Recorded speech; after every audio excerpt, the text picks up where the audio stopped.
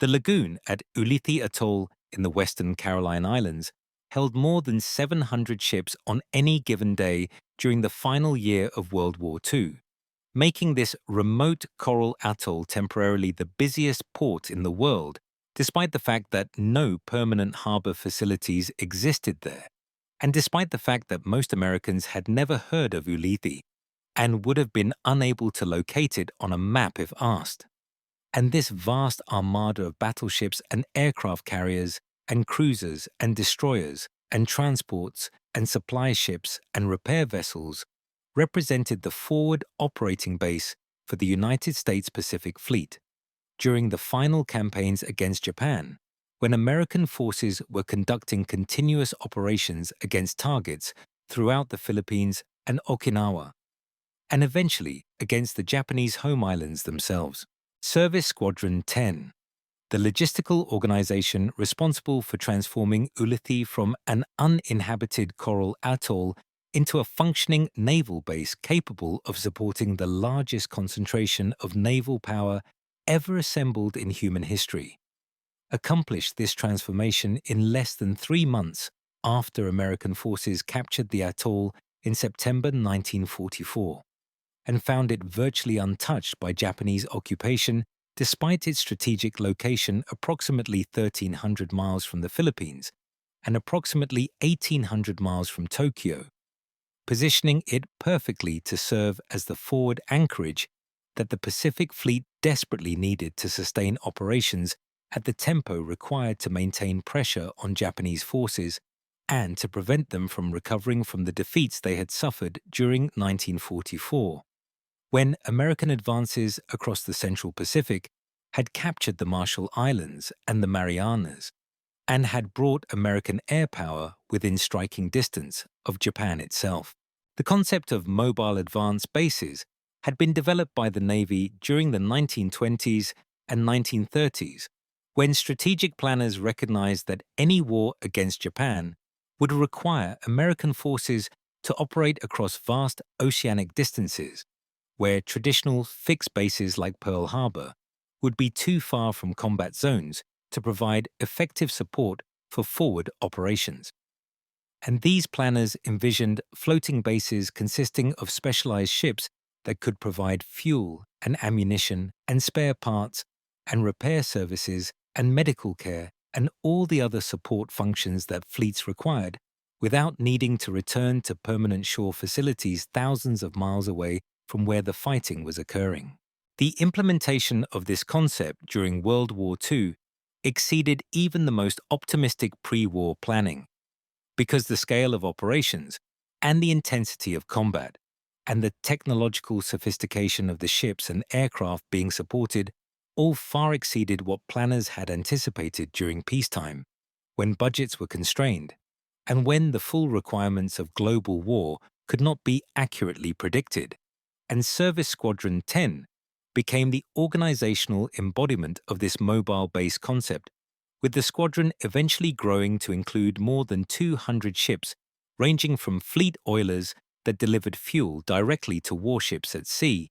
to repair ships equipped with machine shops and foundries, and electronic repair facilities that could fix virtually any damage short of catastrophic structural failure to hospital ships staffed with surgeons and nurses, and equipped with operating rooms and recovery wards that provided medical care comparable to what might be found at major shore hospitals. Ulithi Atoll consisted of approximately 40 small islands and islets surrounding a lagoon that measured roughly 20 miles long and 10 miles wide,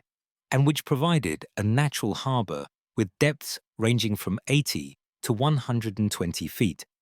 throughout most of the anchorage area, making it suitable for even the largest ships in the American fleet, including the Iowa-class battleships that drew nearly 40 feet of water when fully loaded, and which required substantial depth clearance to avoid grounding on the coral bottom that underlay the entire lagoon. The islands themselves were barely above sea level, with the highest points rising only 10 or 15 feet above the waterline, and most of the land area consisted of coral sand covered with scrub vegetation and coconut palms that provided minimal resources and minimal shelter from the tropical sun and from the typhoons that periodically swept through the western Pacific, bringing winds exceeding 100 miles per hour and seas that could damage or sink ships that were not properly secured with multiple anchors and with sufficient scope of anchor chain to allow the ships to ride out the storm without dragging anchor or colliding with adjacent vessels in the crowded anchorage. The Japanese had occupied Ulithi briefly during 1942 and 1943, but had withdrawn most of their garrison by mid-1944. As American advances elsewhere threatened to cut off the atoll, and as Japanese strategic priorities shifted to defending more important positions closer to the home islands, and when American forces landed at Ulithi on September 23, 1944, they encountered only token resistance from a handful of Japanese personnel who were quickly overwhelmed by marine reconnaissance units that secured the islands and verified that the lagoon was free of mines and obstacles that might threaten ships attempting to enter the anchorage. The discovery that Ulithi was essentially undefended and immediately usable as a fleet anchorage came as a welcome surprise to American planners who had expected to face significant opposition and who had allocated substantial forces for the capture operation. And the relatively bloodless occupation of Ulithi allowed those forces to be redirected to operations in the Philippines, where Japanese resistance was fierce and where every available combat unit was needed to support the complex series of amphibious landings that would eventually recapture the entire archipelago. Service Squadron 10 began arriving at Ulithi in early October 1944, under the command of Commodore Worrall Carter, a 50-year-old Naval Academy graduate who had spent most of his career in logistics and supply operations, and who understood both the technical requirements for supporting combat fleets and the organizational challenges of coordinating the activities of hundreds of ships and thousands of sailors who would be providing those support services under conditions that ranged from routine maintenance during periods of relative calm to emergency repairs and resupply operations during and immediately after major battles, when damaged ships limped back to Ulithi requiring urgent attention to keep them operational. Commodore Carter's background in logistics had begun during World War I, when he served as a junior supply officer aboard battleships operating with the Atlantic Fleet, and he had spent the interwar period in various shore assignments at Navy yards and at the Bureau of Supplies and Accounts,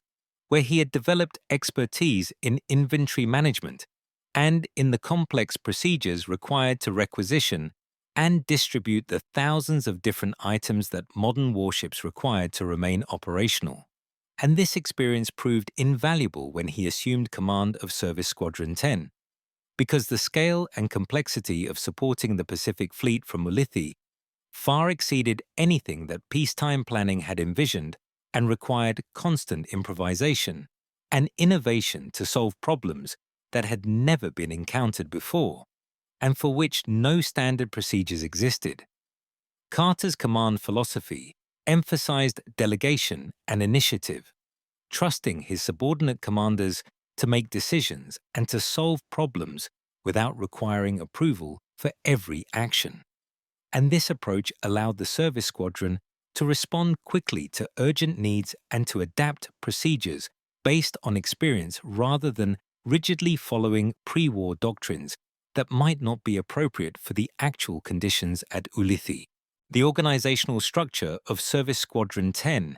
divided responsibilities among several subordinate commands, each focused on specific support functions, including fuel supply commanded by Captain James Morrison, who managed the fleet oilers and fuel barges and fuel storage facilities, ammunition supply under Commander Robert Hayes, who controlled the ammunition ships and the procedures for safely transferring ordnance to combat vessels, repair services under Captain William Thompson, who directed the repair ships and tenders that conducted maintenance and battle damage repairs, and medical services under Captain David Chen, who oversaw the hospital ships and medical personnel who treated casualties and illness. These commanders met daily with Carter to coordinate activities and to resolve conflicts over priorities and resources. And they maintained direct communications with the combat fleet commanders, who were their ultimate customers, and who determined what support would be needed based on planned operations and based on damage and consumption from recent battles. Carter's command included fleet oilers and ammunition ships and store ships that carried everything from food and clothing to spare parts and electronic equipment, and it included specialized repair ships like the USS Ajax and USS Hector that were essentially floating factories equipped with lathes and milling machines and welding equipment and cranes capable of lifting heavy machinery and weapons, and which carried skilled technicians who could fabricate replacement parts or perform repairs that would normally require ships to return to major Navy yards on the West Coast or at Pearl Harbor. The logistical challenge of keeping the Pacific Fleet supplied and operational from Ulithi was immense, because every item consumed or expended by the fleet had to be transported across thousands of miles of ocean from supply bases in the United States or at intermediate depots in Hawaii or the South Pacific. And the time lag between requisitioning supplies and receiving them at Ulithi could be weeks or even months depending on the priority of the request and the availability of transportation, and the vulnerability of supply lines to enemy submarines or aircraft that might attack cargo ships carrying critical materials. The Service Squadron addressed this challenge through systematic inventory management and through maintaining large stocks of the most commonly needed items at Ulithi where they would be immediately available when required, and through developing efficient procedures for transferring supplies from storage ships to combat vessels while both ships were anchored in the lagoon, or in some cases while ships were underway at sea when tactical circumstances required replenishment operations to be conducted away from the fixed anchorage, where submarines or aircraft might attack ships that were stationary and vulnerable. The daily operations at Ulithi involved coordinating the movements and activities of hundreds of ships that were constantly arriving and departing and anchoring and weighing anchor and conducting alongside replenishment and repair operations. And this coordination was managed through a harbor control organization that assigned anchorage berths and regulated traffic within the lagoon and maintained communications with all ships present to ensure that everyone understood what was happening and what was expected of them. The congestion within the lagoon was extraordinary, with ships anchored bow to stern in long rows that stretched across the anchorage area, and with barely enough clearance between adjacent ships to allow small boats to pass between them. And this crowding created both efficiency benefits because ships needing services could be positioned close to the service providers, and safety concerns because collisions or groundings were constant risks when hundreds of large ships were maneuvering in a confined space where any navigation error might result in disaster. The fueling operations at Ulithi represented one of the most critical and most time-consuming activities that Service Squadron 10 conducted, because every combat ship required regular replenishment of fuel oil or diesel fuel or aviation gasoline, depending on the ship's propulsion system and mission, and the fleet oilers that provided this fuel typically conducted fueling operations alongside combat vessels with the ships steaming in parallel at speeds of 10 to 15 knots,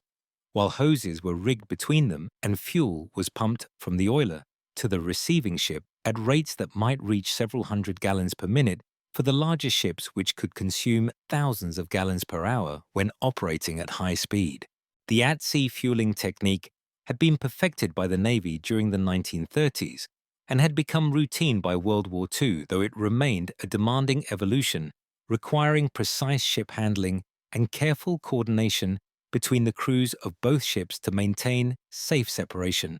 while transferring fuel and to disconnect the hoses and rig them for stowage before the ships separated and resumed independent operations. The repair capabilities at Ulithi were extraordinary,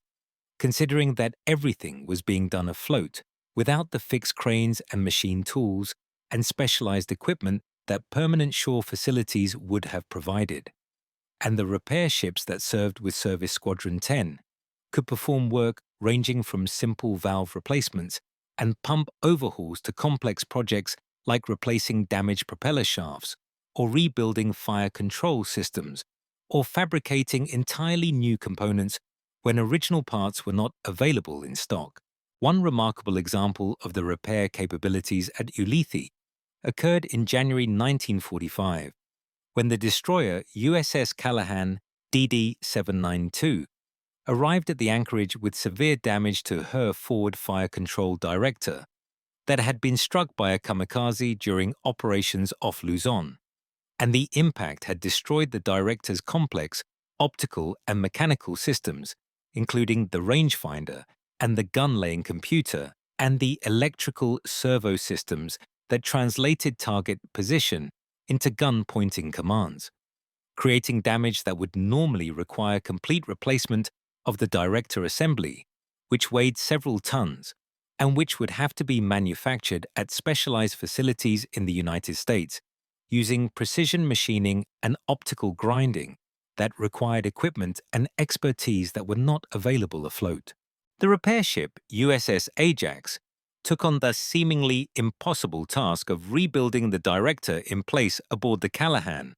and over the course of 3 weeks, a team of opticians and machinists and electronics technicians working from drawings and from salvaged components from other damaged fire control systems assembled a functioning director that incorporated parts machined aboard the Ajax and optical elements that had been carefully cleaned and repolished to restore their precision.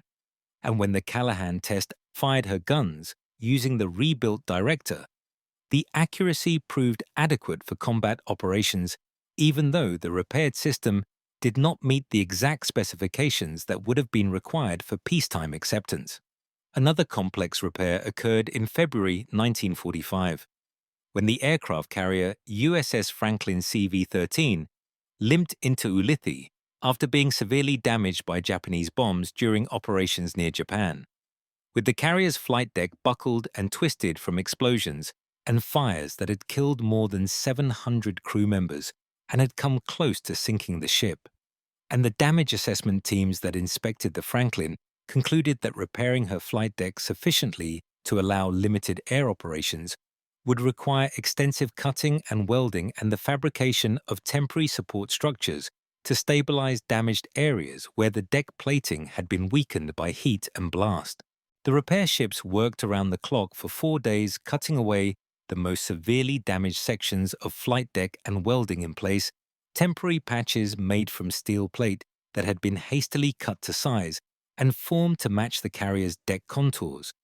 And while the repairs were far from perfect, they created a functional, if somewhat rough, flight deck that would allow the Franklin to conduct limited aircraft operations during her transit to Pearl Harbor, where more permanent repairs could be accomplished. And this temporary fix kept the carrier operational rather than requiring her to be towed across the Pacific as a complete loss, which would have tied up scarce towing vessels and which would have removed the Franklin from any possibility of combat service for many months. The USS Ajax AR-6 and her sister ships carried complete machine shops, including lathes up to 40 inches in capacity that could turn shafts or fabricate bushings, or perform precision metalworking on components weighing hundreds or thousands of pounds. And these ships also carried foundries that could cast replacement parts from molten metal when machining existing stock was not feasible, and when ordering parts from suppliers would take too long to meet operational requirements. The foundry operations aboard repair ships like the Ajax were particularly impressive because foundry work required specialized skills and equipment, including furnaces capable of melting bronze and brass, and aluminum alloys, and molds and patterns that had to be fabricated specifically for each casting job. And the foundry crews learned to work with whatever materials were available, including salvaging scrap metal from damaged equipment and using sand from the beaches at Ulithi to create the molds into which molten metal would be poured to create valve bodies and pump housings and pipe fittings and countless other components that would be machined to final dimensions after casting. The quality control for these field-fabricated parts was necessarily less rigorous than what would have been applied at shore facilities, where parts could be X-rayed and pressure tested and dimensionally verified using precision instruments. But wartime necessities meant that parts were accepted if they fit and functioned even if they did not meet peacetime specifications. And remarkably few of these field-fabricated components failed in service, suggesting that the craftsmen working aboard the repair ships understood their materials and processes well enough to produce reliable parts despite the improvised conditions under which they were working. The welders aboard repair ships could work with any metal from aluminum to high-strength steel, and could perform repairs on pressure vessels and structural members under conditions that would have been considered impossible in peacetime, when safety regulations and quality standards would have required extensive preparation and multiple inspections. But wartime necessities meant that repair crews worked around the clock and cut corners when necessary to get damaged ships back into operation as quickly as possible, even if the repairs were temporary fixes that would eventually need to be redone properly when time and circumstances permitted. The ammunition ships at Ulithi provided a different but equally critical service by replenishing the thousands of tons of ordnance that combat ships expended during operations against Japanese targets. And the transfer of ammunition from store ships to combat vessels was one of the most dangerous evolutions that occurred at Ulithi, because any mistake during handling or any accident during transfers could result in explosions that would destroy both ships and kill everyone aboard. And the Navy had developed elaborate safety procedures and specialized equipment to minimize these risks, while still allowing rapid replenishment of ammunition stocks. The ammunition itself ranged from 5-inch shells for destroyer guns to 16-inch projectiles for battleships that weighed over a ton each and required heavy cranes to lift and position. And it included aerial bombs and torpedoes and depth charges and rockets and all the other ordnance that aircraft and ships used against Japanese forces, and maintaining adequate stocks of all these different types of ammunition while tracking consumption rates and predicting future requirements based on planned operations required sophisticated logistics management that was constantly being refined and improved based on experience gained during actual operations. The medical facilities at Ulithi included hospital ships like the USS Solace and USS Comfort that provided surgical and recovery capabilities for wounded personnel who were evacuated from combat zones or who were injured aboard their own ships during operations. And these hospital ships were staffed with Navy doctors and nurses and corpsmen who treated casualties ranging from combat wounds to diseases to injuries sustained during normal ship operations. And the quality of medical care available at Ulithi was remarkably high considering the remote location and the austere conditions, with surgeons performing complex operations including amputations and internal surgery and reconstruction of damaged tissues using techniques and equipment that were comparable to what might be found at major civilian hospitals. The speed with which wounded personnel could be transported from combat zones to medical care at Ulithi often meant the difference between life and death for casualties who would not have survived if they had been required to endure the much longer transit to hospitals at Pearl Harbor or on the West Coast. And the proximity of medical facilities to combat zones allowed more aggressive medical intervention, including blood transfusions and sophisticated surgical procedures that would not have been attempted if the time delay between injury and treatment had been measured in days rather than hours. The recreation facilities at Ulithi were minimal, but important for maintaining crew morale during the long periods between combat operations when ships were anchored in the lagoon waiting for repairs or resupply or new orders. And the Navy established rest and recreation areas on some of the small islands where sailors could go ashore for a few hours to walk on solid ground and to drink beer that was provided in limited quantities, and to play softball or volleyball, or to simply sit in the shade and write letters home or read or sleep away from the noise and crowding of their ships. These recreation facilities were primitive by any standard, with the infrastructure consisting mainly of tents and temporary structures built from salvaged materials and palm fronds, but they represented a psychological break from shipboard routine and from the constant awareness of danger that characterized life aboard combat vessels operating in waters where Japanese submarines and aircraft posed continuous threats, and sailors who went ashore at Ulithi reported that even a few hours on the beach made a significant difference in their mental state and their ability to cope with the stresses of extended combat operations.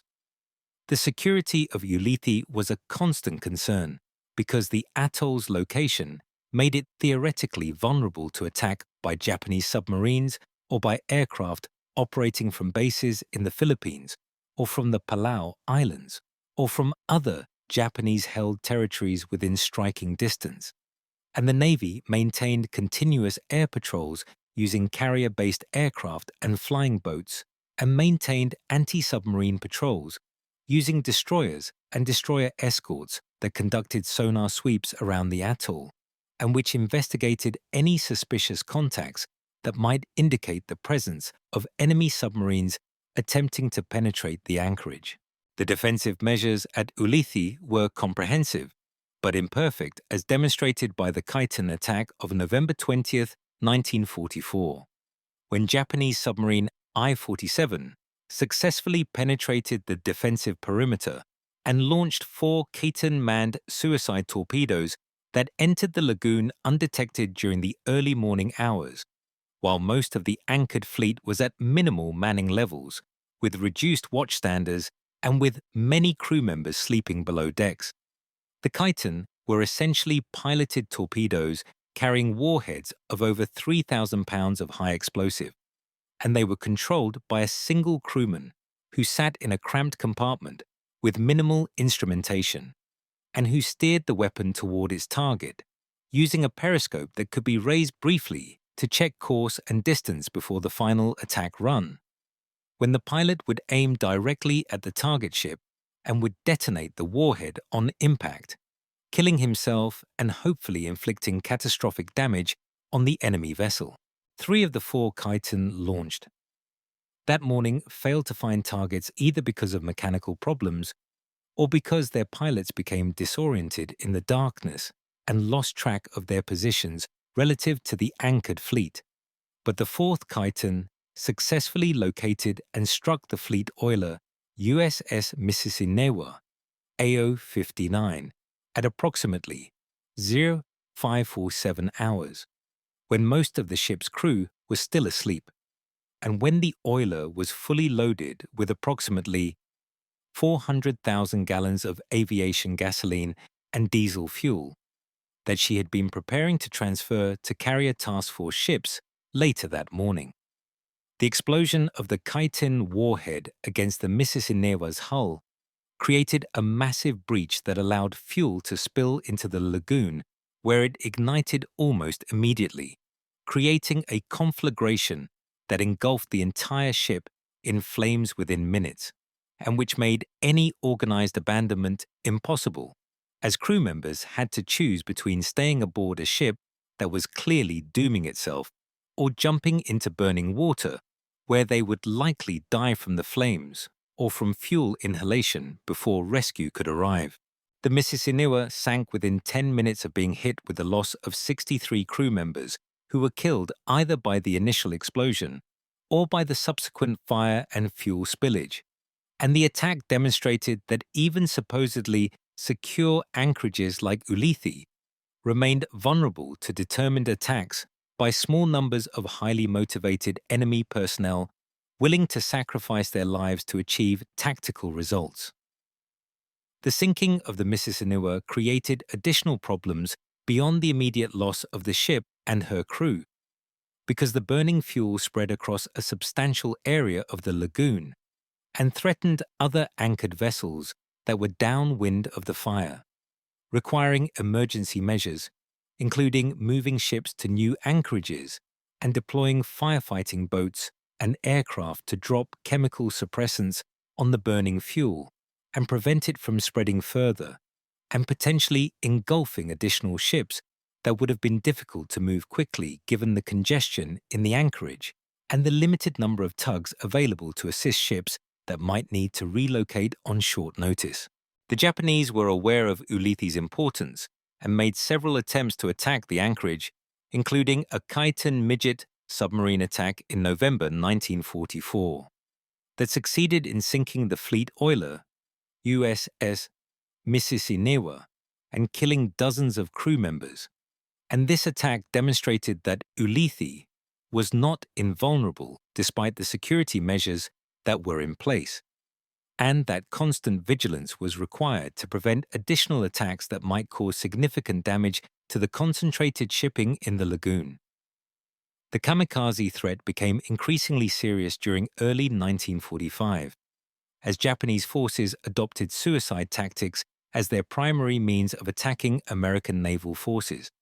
and the defenders of Ulithi maintained combat air patrols and anti-aircraft readiness around the clock to defend against kamikaze attacks that might come at any time, and which posed extreme danger because even a single aircraft getting through the defenses could cause catastrophic damage if it struck a ship loaded with fuel or ammunition,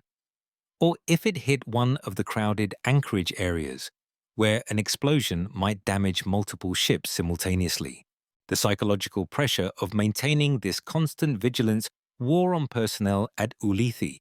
who understood that they were prime targets and who knew that the concentrated shipping in the lagoon represented an extraordinarily valuable target that Japanese commanders would desperately want to strike if they could penetrate the defensive perimeter. And this awareness created underlying tension that pervaded daily operations even during periods when no actual attacks occurred,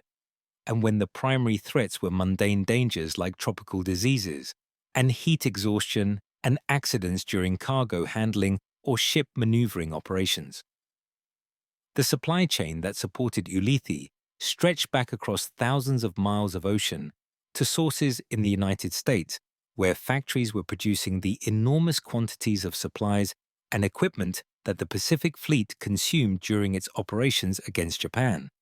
And the Transportation Corps and the Merchant Marine operated hundreds of cargo ships that carried these supplies across the Pacific through submarine-infested waters, where Japanese forces continued to pose threats despite their declining capabilities as American anti-submarine warfare improved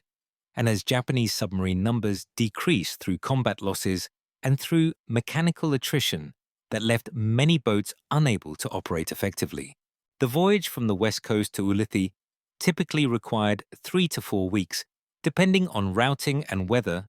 convoys made intermediate stops at Hawaii or other island bases.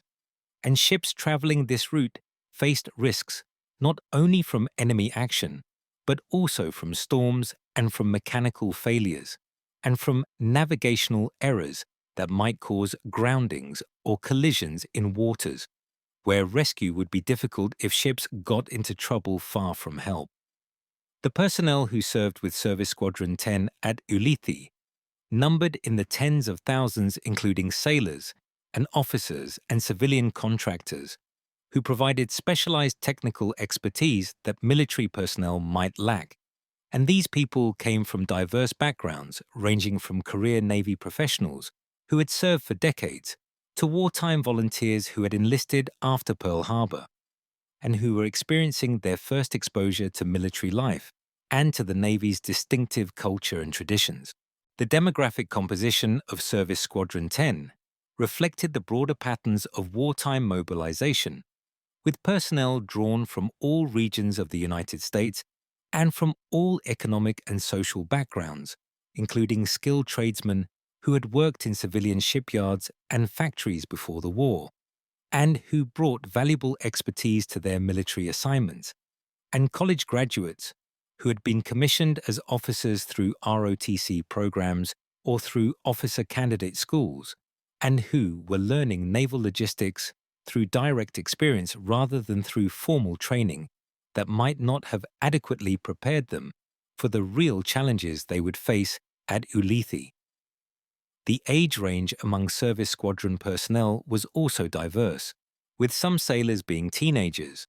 who had enlisted at 17 or 18, and who were experiencing their first time away from home, and who were learning to function in an environment that was completely foreign to anything they had known in civilian life, while others were middle-aged reservists who had been called to active duty and who brought maturity and life experience that made them valuable leaders and mentors for younger sailors who needed guidance navigating the complexities of military life. The work schedules for Service Squadron personnel were demanding, with most people working 12-hour shifts or longer, when urgent repairs or replenishment operations required extended effort, and the tropical heat at Ulithi made physical work exhausting, especially for personnel working in engine rooms or machinery spaces aboard repair ships where temperatures routinely exceeded 120 degrees Fahrenheit, and where the combination of heat and humidity created conditions that could lead to heat exhaustion or heat stroke if workers did not stay properly hydrated, and if they did not take occasional breaks to cool down. The medical personnel attached to Service Squadron 10 treated numerous cases of heat-related illness, especially among personnel who were newly arrived at Ulithi and who had not yet acclimatized to the extreme temperatures. And the squadron developed procedures for rotating personnel through cooler work areas, and for ensuring that water and salt tablets were readily available to workers who were engaged in strenuous physical labor in high-temperature environments. The living conditions for Service Squadron personnel varied considerably, depending on their specific assignments, with some people living aboard relatively comfortable auxiliary vessels that had proper berthing spaces and galleys and recreation facilities, while others lived aboard older vessels that had been hastily converted for Service Squadron use and which retained many of the cramped and uncomfortable characteristics of their original configurations. And still others lived ashore on the small islands where they maintained the limited facilities that existed on land, including fuel storage tanks and small boat repair stations and communications facilities. The contribution of Service Squadron 10 to the success of the Pacific War's final campaigns was immeasurable, in the sense that, without the support that the squadron provided from Ulithi, the fast carrier task forces and the amphibious forces